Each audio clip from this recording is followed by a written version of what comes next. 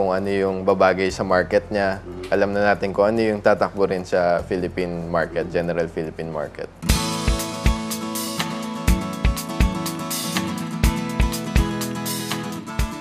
Hindi lamang ang mga malalaking paggawaan ang maaring kumita sa pamamagitan ng mga produktong perfume-based at mga personal care.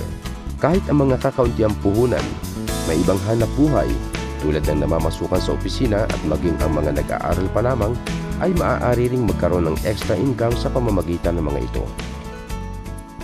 Makapagtuturo ba tayo, makapag-share tayo ng pamamaraan? Paano yung paghahalo ng mga scent sa...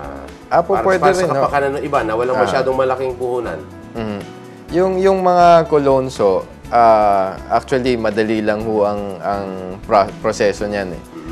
Pwede ho nating ituro yan sa mga tao. Pero right now, meron ho kaming isang kliyente na gumawa na pinadali na niya yung proseso ng pagtitimpla para kung let's say mga estudyante na pumapasok sa eskwela sa umaga, mga empleyado sa opisina na may pasok rin sa daytime, hindi na ho kayo mag-aabala pa para magtitimpla.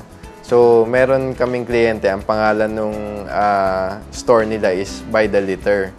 Doon ho pumapasok yung nagsusupply ho sila ng litro-litrong pabango sa estudyante, teacher, or sino mang unemployed people na gustong makapagsimula ng sarili nilang negosyo. May kasama ba sa package yung 1 litrong pabango na yon?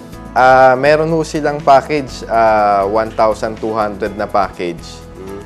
May kasama na ho doon 200 ml na pabango. Tapos may mga empty bottles na ho siyang kasama.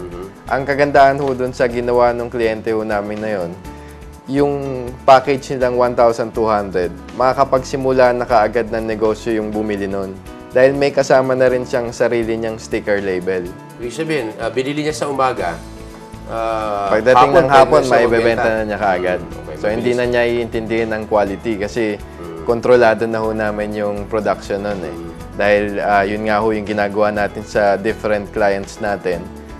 Quality ho kasi ng pabango is very important. Because fragrances ho kasi it leaves an impression. So, it gives certain product lines. Yan ho yung pinaka nagbibigay ng character sa isang produkto eh. Na kung kunyari gumamit kayo ng cologne at pag-uwi nyo sa bahay, nakita nyo wala nang amoy, sigurado ho the next day hindi nyo nabibilin yung brand name na yun eh. Kaya yan ang laging pinapangalagaan natin is the quality of the fragrances. So lahat halos ng mga produkto na ginagawa natin, quality-wise ng fragrance oils, matagal ho ang amoy niyan. Kaya pagka ginamit nyo siya, satisfied ho lagi ang customers.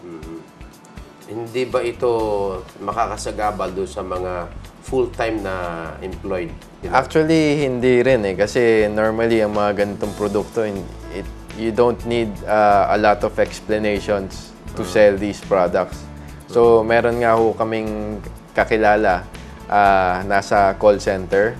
Ang ginawa lang ho niya, gumawa lang ho siya ng listahan ng mga pabango niya. Tapos pinamigay na niya sa mga co-employees niya. Ayun, every week, nakakapagbenta siya ng mga 50 to 100 bottles.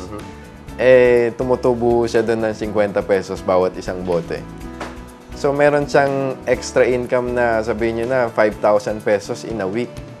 Hindi ho natin basta-basta makukuha yan sa kahit anong negosyo. Wala ho siyang ginawa doon, pinamigay niya lang yung listahan ng pabango niya. At hindi na niya kinulit-kulit yung mga tao para bumili ng pabango.